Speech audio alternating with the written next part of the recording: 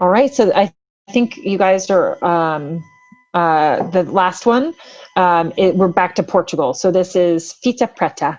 So fita means stripe or ribbon, and preta means black. So it's a black stripe or black ribbon. It refers to not just what's on the capsule, but there's a black strip of, or a kind of a silver stripe of schist that runs through Alentejo in southern Portugal. So this is Antonio Massanita, who makes this wine. It's from Alentejo, which is in southern Portugal, and it's Aragones, which is Tempranillo, Trincadeira, which is kind of like Syrah, and then Alicante Bouchet, which is one of the few red-fleshed grape varieties. Because most grapes, actually, even if they're red on the outside, like an apple, they're white on the inside. But Alicante Bouchet is actually red on the inside. So it lends a really nice dark purpley hue to the wine. So here we are in southern Portugal in Alentejo. Alentejo is the region where most of the cork comes from Portugal. So cork trees are actually oak trees. And the fun thing about oak trees is that they have acorns. And pata negra, the pigs like to eat acorns. So the Portuguese sometimes will get a little frustrated that the Spanish will send their pigs into this region and then pull them back. So they eat all the acorns and then come back. So, but you do find pata negra in this region as well, in southern Portugal.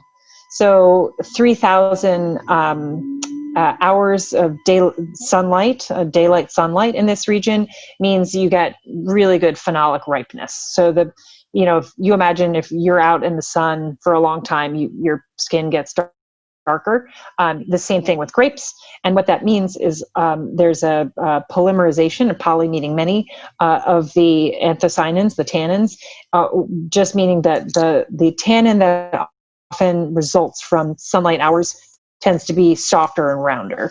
So again, like Argentinian Malbec is known for that. There are other regions, but down in Alentejo, you get kind of that sun-kissed or sun-drenched fruit that you get kind of softer, rounder tannins.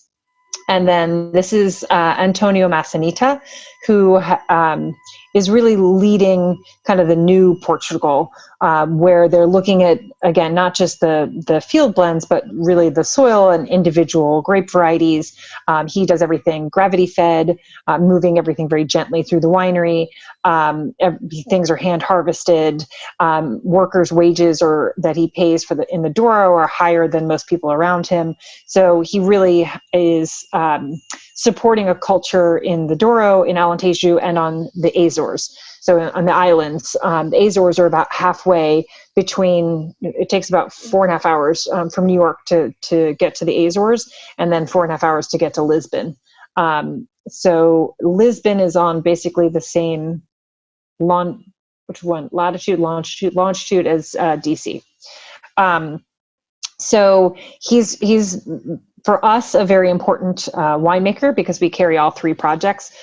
He has his mom and his dad. His dad is from Alentejo and his mom from the Azores. So that's why he makes wine in both of those regions. And then he and his sister have a project in the Douro. So that's the estate that he has in Alentejo that was a monastery, and he rehabilitated the monastery. So it's just really lovely estate that he renovated. So he has just these, modern technology integrated into, a historical context. So that combination of both.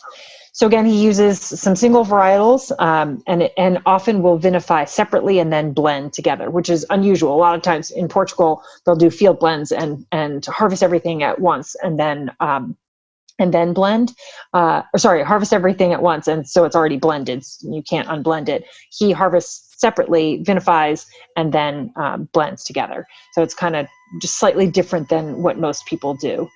So Alentejo, again, is just this really lovely rolling hills,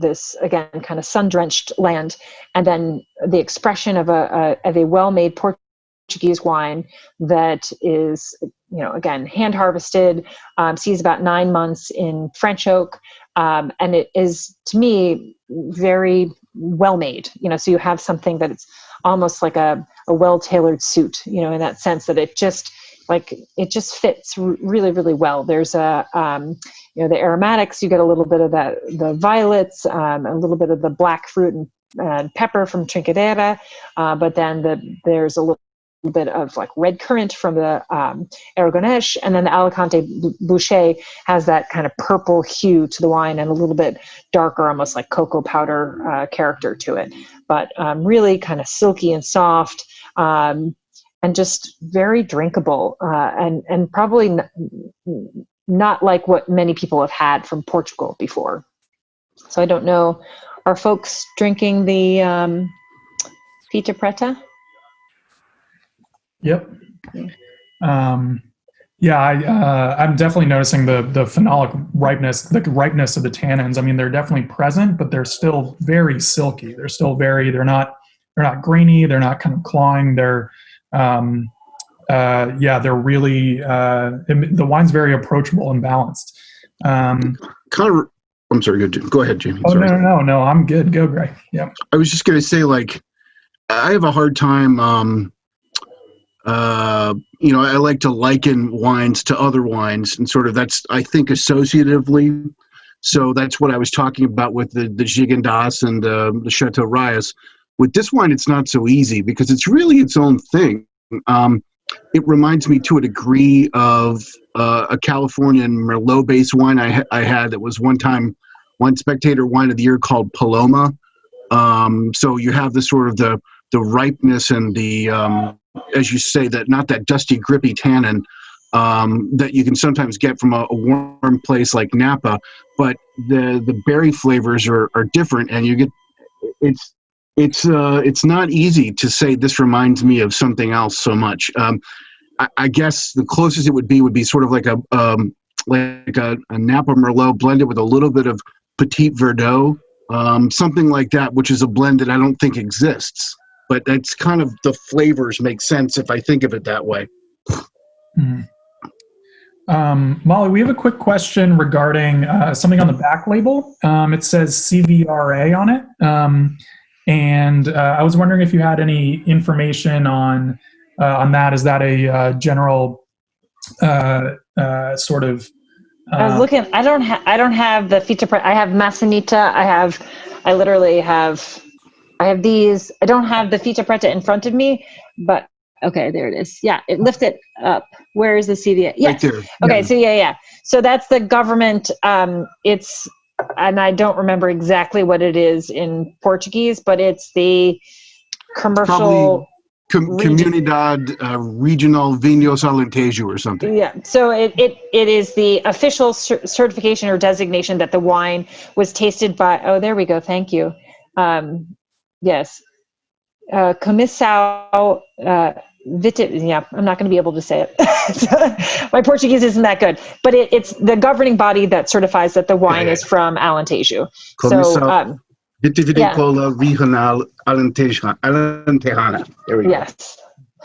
So yes, you'll see on